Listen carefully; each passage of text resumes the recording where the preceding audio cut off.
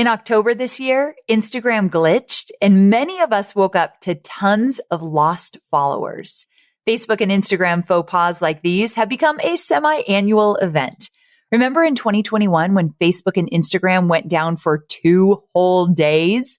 Imagine being mid-promotion and your only means of communication with your audience went kaput. Now, while I love connecting with my followers on social media, relying on social media alone can create a revenue gamble I don't want you to experience in 2023.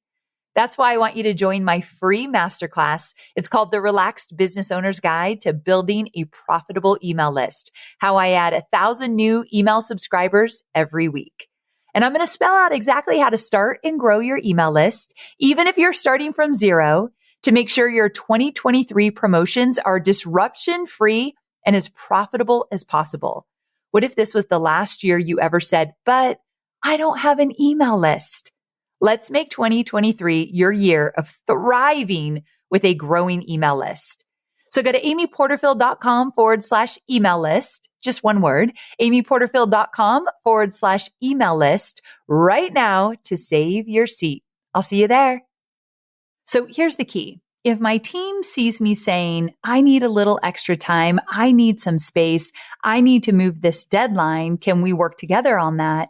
Then my team knows they also can do that. They're encouraged to do that. I don't want my team working until 11 o'clock at night because they think that they can't move things around. In my last corporate job, I worked all hours. And I definitely worked late into the night most days. Like I would rarely leave the office before 7 or 8. And I just don't want that in my company. But I know it starts with me and it needs to be communicated that I do not want that. I'm Amy Porterfield, ex-corporate girl turned CEO of a multi-7-figure business. But it wasn't all that long ago that I lacked the confidence, the budget, and the time to focus on growing my small but mighty business. Fast forward past many failed attempts and lessons learned, and you'll see the business I have today. One that changes lives and gives me more freedom than I ever thought possible. One that used to only exist as a daydream. I created the Online Marketing Made Easy podcast to give you simple, actionable, step-by-step strategies to help you do the same. If you're an ambitious entrepreneur or one in the making who's looking to create a business that makes an impact and a life you love, you're in the right place, friend. Let's get started. Well, hey there, friend. Welcome back to Online Marketing Made Easy. I wanted to check in and see how you're doing. I don't know about you, but this time of year is always really busy for me in my business, probably because we do the Entrepreneur Experience event at this time and we're planning for the new year. And then not to mention it's the holiday season. So there's a lot going on in our personal lives. So I bet you can relate. Like it's busy, but really good stuff to be busy with. So I really love the last 3 months of the year. So I'm just going to enjoy it. Now, even though I've got a solid system in place for scheduling out my days and prioritizing all the craziness that's going on, I still, of course, fall behind on my tasks from time to time. In fact, the Monday after we wrapped up the launch of Digital Course Academy, I got back at my desk, opened up my Asana tasks, and realized that I had pushed way too many things off. Have you ever done that? Like you're in the middle of a launch, something comes up and you're like, I can't even think about that. I'll do it after the launch. And then I'll do it after the launch. You hear yourself saying it like 20 times. And then after the launch, you're like, oh my gosh. So for me on that Monday, so we closed the cart, I think on a Thursday. I went to the lake over the weekend. I did take time off, came back on Monday. I was ready to go. And then I realized I had 3 hours of podcast episodes to record because I batch. And normally I'm really excited to record my podcast, but I won't lie. After coming off a big launch, even though I took the weekend off, I was still really tired and just my head wasn't in the game yet. So I decided to reschedule along with a few other things that were on my task list. I thought I need just one more day to kind of ease back in slowly. So if you've ever been in the weeds like this, then you know that it's like a terrible feeling because not only are you behind on your work, but you start to beat yourself up about it. I don't know. Maybe this is me, but here's how this all went down. I looked at those 3 hours of recording a podcast and I didn't instantly say, I'm going to reschedule those. I'm going to have an easier day today. No, that's not how it all shook out in the beginning. I'm going to take you behind the messy mind of mine. Okay. This is how it really went. Holy crap. I have 3 hours of podcast recording today and I'm still so tired and I do not want to do those. I want to do a good job. I want to enjoy it. I'm going to hate doing those. Now what do? Why didn't I schedule these at a different time? What was I thinking? This is so stupid of me. And then I catch myself and then I think, okay, no, we can change this around. But then I instantly go to, but what about Kylie, who's my podcast producer? What about Kylie? I'm going to now mess up her whole schedule because I know this woman is efficient. So the minute these are recorded, I know she's got the editor already set up. She's got our social team already set up to put together the assets. Like I know that my podcast is like a really great domino effect. One thing happens, then the next thing, and then the next thing. Like we've been doing this for many, many years. So we've got it down. So instantly I thought, if I don't do this, then I'm screwing somebody else on my team. But then I took a step back and I thought, wait a second. First of all, my team needs to see that I am willing to take care of myself before all the tasks. And there's no way they wouldn't understand that I'm still feeling a little bit exhausted from a really big launch. And also, as long as I talk to people on my team and make sure that they're going to be okay, and if not, help them troubleshoot how this new reschedule can work for them, then we're okay. So I just wanted to kind of share with you, like, yeah, my mind goes a little bit crazy. I get like a little bit resentful, a little bit like, this is not fair. Wah, wah, wah. Like, I'm embarrassed to admit this, but I have a little pity party for like 2 minutes. And then I realize, wait a second, I'm the boss. I'm the one who ultimately calls the shots. And if I need to change something, I think we can figure this out. I also remind myself, and I understand the work we do is important. I know that I can help change people's lives with helping them build businesses online. But at the end of the day, I'm not curing cancer. I'm not doing heart surgery. I know that the work we do is important, but it's not life or death, meaning we can change things around. We can make pivots. We can reschedule. Okay. So in my DCA launch, when I realized that I can't do it today and I can't do a lot of the action items on my list today. So I took a breath and I said, okay, it's going to be okay. I'm going to talk to the right people on my team. We're going to get this taken care of. I'm going to spend a little extra time today recovering. Then I went to my executive assistant, Christine, and I told her that I just needed some help to find a new time to schedule the recordings.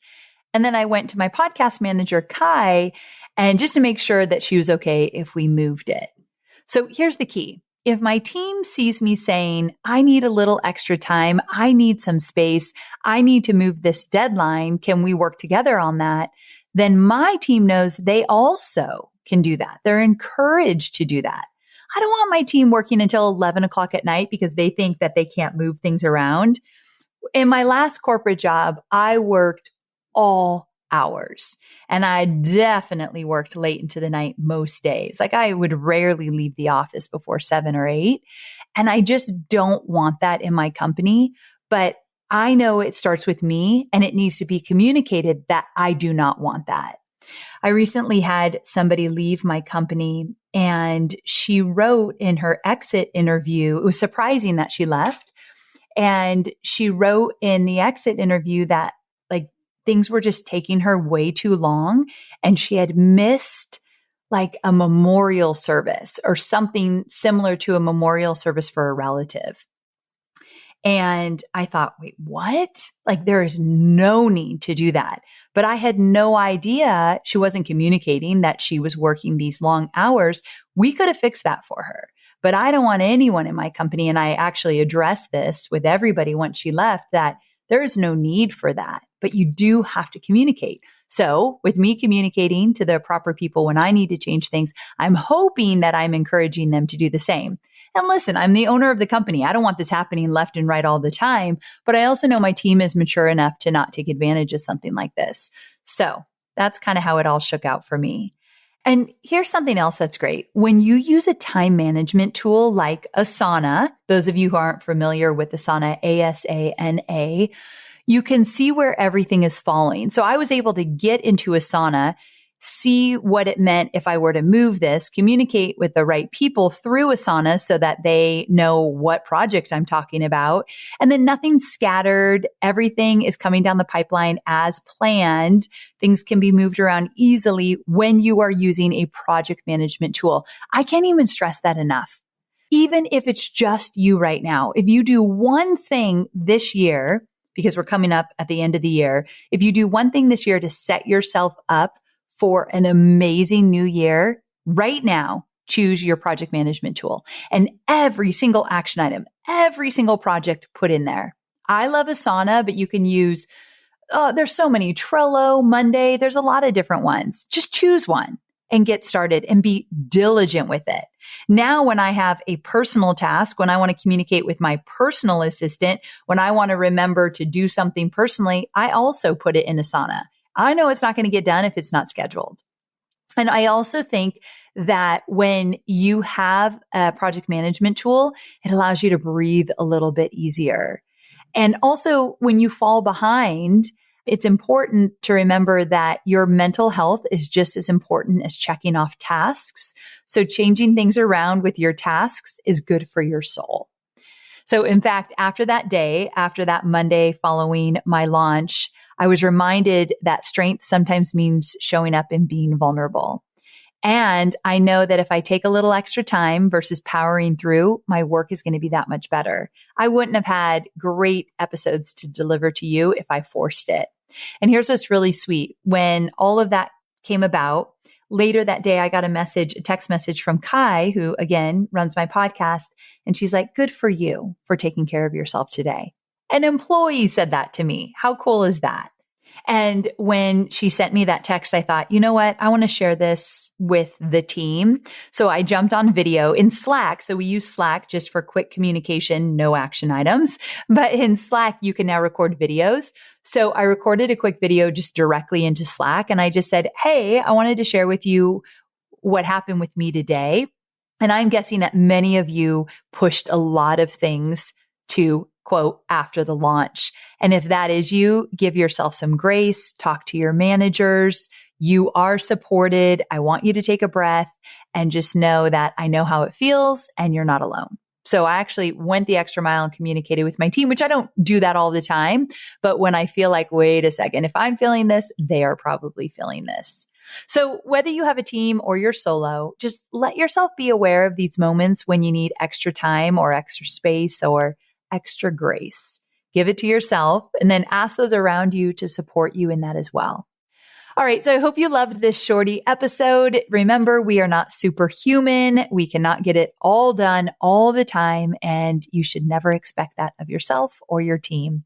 So if you are loving this podcast and especially my Tuesday episodes, which are the short kind of behind the scenes episodes, will you please leave me a review? Reviews mean everything in terms of growing podcasts. And we put so much time and effort into this podcast. I'd love to see it get into the hands of the people that need it the most. So please do leave a review wherever you listen to podcasts. I'd be forever grateful. And I cannot wait to see you on Thursday for more entrepreneurial goodness. Same time, same place. Can't wait. Let's talk about the MarTech podcast hosted by Benjamin Shapiro. This is a good one for us entrepreneurs who are always on the go because it has episodes you can listen to in under 30 minutes. And the MarTech podcast shares stories from world-class marketers who use technology to generate growth and achieve business and career success. So Benjamin is quickly becoming a go-to for diving deeper into understanding the technology that accompanies entrepreneurship.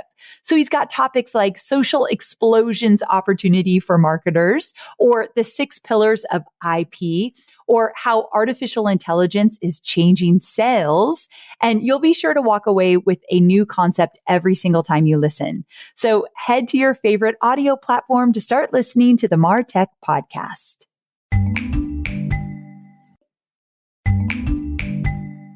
As marketers, we are driven to solve problems. Can I get an amen? There are problems that can be fun to solve, like finding new ways to connect with your audience and brainstorming a brilliant new ad campaign.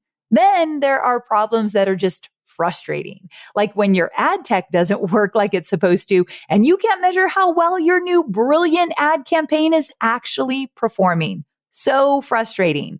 That's when you want to look at HubSpot CRM or customer relationship management platform, which, if I may say so myself, is ridiculously easy to learn, use, and love. That's because it's a handcrafted, sophisticated system designed for the way marketers actually work, not a bunch of cobbled together tools that don't speak to each other. So with customizable hubs and tools that you can add or subtract as you grow, HubSpot is ready to help you squash endless problems caused by broken tech and start solving problems that help you break the internet. Ooh, so good. So learn how HubSpot can help your business grow better at HubSpot.com.